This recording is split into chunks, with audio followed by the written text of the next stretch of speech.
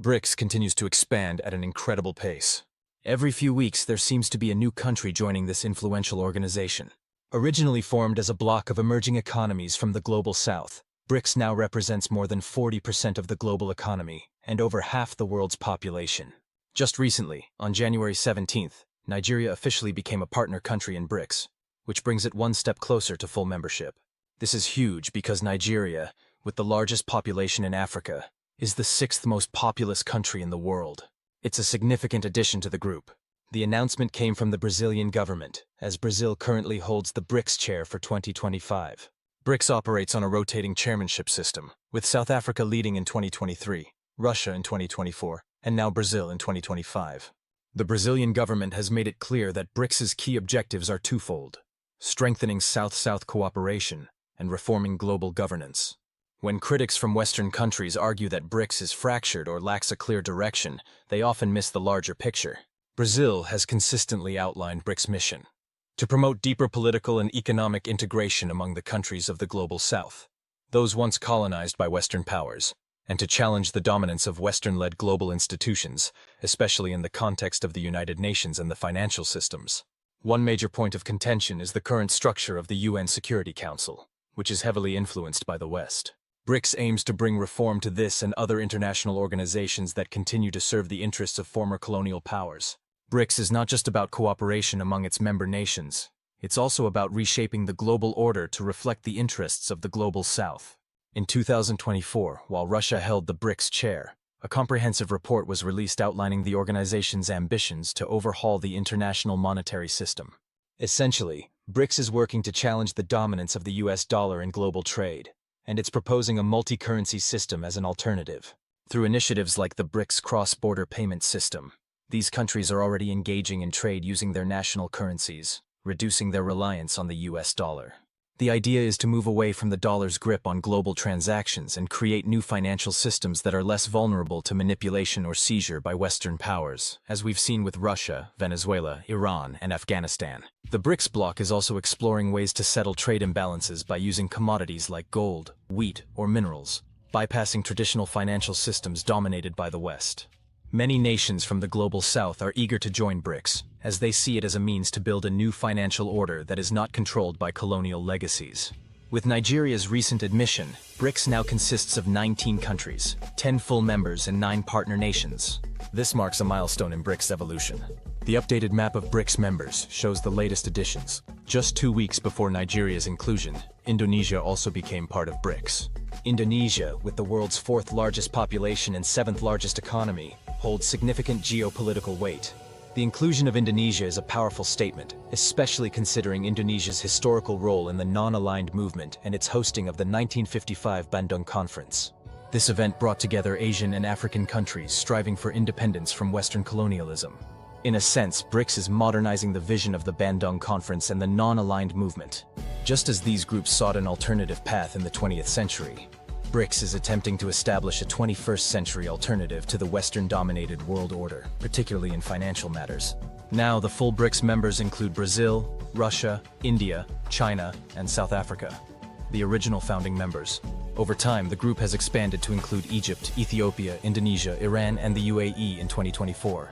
As of 2025, there are now 9 partner countries: Belarus, Bolivia, Cuba, Kazakhstan, Malaysia, Nigeria, Thailand, Uganda, and Uzbekistan. If you take a look at the top 20 most populous countries on Earth today, you'll notice something significant. Half of them are now part of the Brics bloc. This includes Nigeria, which holds the 6th spot in terms of population size, with over 230 million people as of 2024. Nigeria is the most populous nation in Africa, and this is a major milestone for Brics. Now, when you add up the populations of all 19 Brics members and their partners, you're looking at more than 4.3 billion people, which makes up a staggering 54.6% of the global population.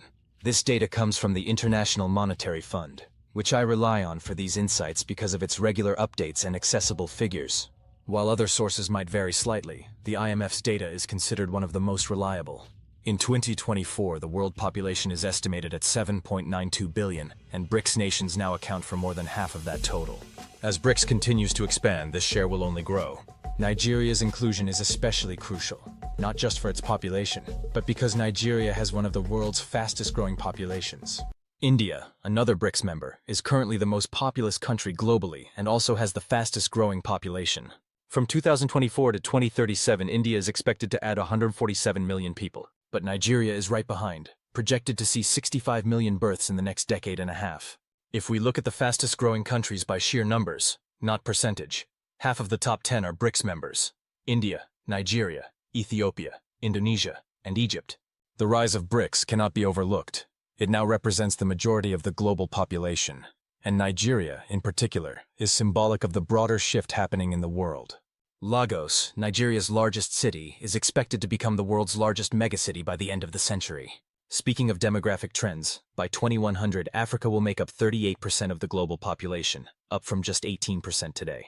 Meanwhile, Asia's share will decline from 60% to around 45%. This means that by the end of this century, over 80% of the global population will live in Asia or Africa. And Brics, which already represents the global majority, will only grow stronger in this regard.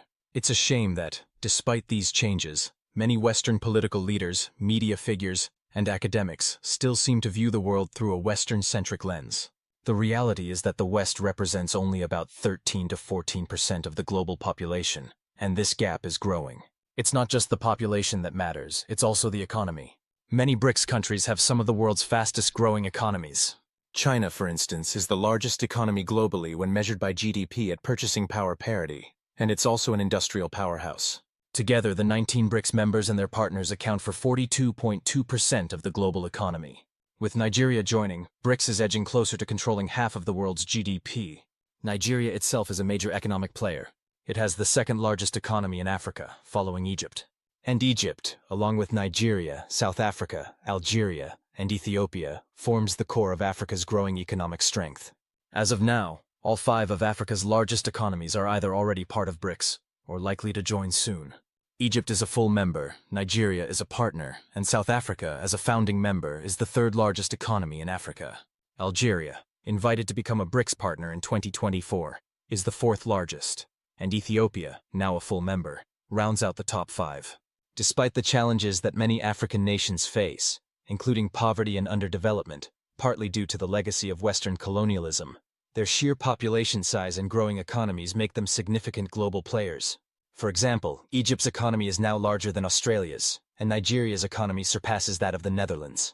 This is all based on GDP measured at purchasing power parity, PPP, which provides a clearer picture of economic strength than nominal GDP based on exchange rates. When you account for PPP, you see that countries like Egypt and Nigeria have far more economic power than nominal GDP figures would suggest. Another key factor is that Nigeria is Africa's largest oil producer, and it ranks 15th globally. Brics countries already represent more than 1/3 of global oil production, and this share continues to rise. The overlap between Brics and OPEC, Organization of Petroleum Exporting Countries, is growing, meaning these countries now hold significant leverage in the global oil market. If they collaborate on production decisions, they can influence prices and global energy trends. Though the US has emerged as the world's top oil producer due to the shale boom, creating complexities in the global energy market, Brics' growing influence in both the oil market and the global economy is undeniable. Brics nations also have shared political and economic goals, such as enhancing South-South cooperation and reforming global governance systems, especially the international financial system. As Brazil has pointed out, one of Brics' central objectives is to reduce the West's dominance in global financial matters, including challenging the US dollar's central role in the global economy. As more countries join Brics, it strengthens the bloc's collective push to create alternatives to the US-dominated financial system, or at the very least, to significantly reform it. Some even believe the existing institutions are beyond reform, and new systems are needed. With Africa, especially nations like Nigeria and Ethiopia, playing an increasingly important role, this is a shift worth paying attention to. So, in conclusion, Brics is no longer a small, niche group of nations. It's a global force with a growing influence in both demographics and economic power. If you're interested in these massive changes unfolding in the world, make sure to follow along.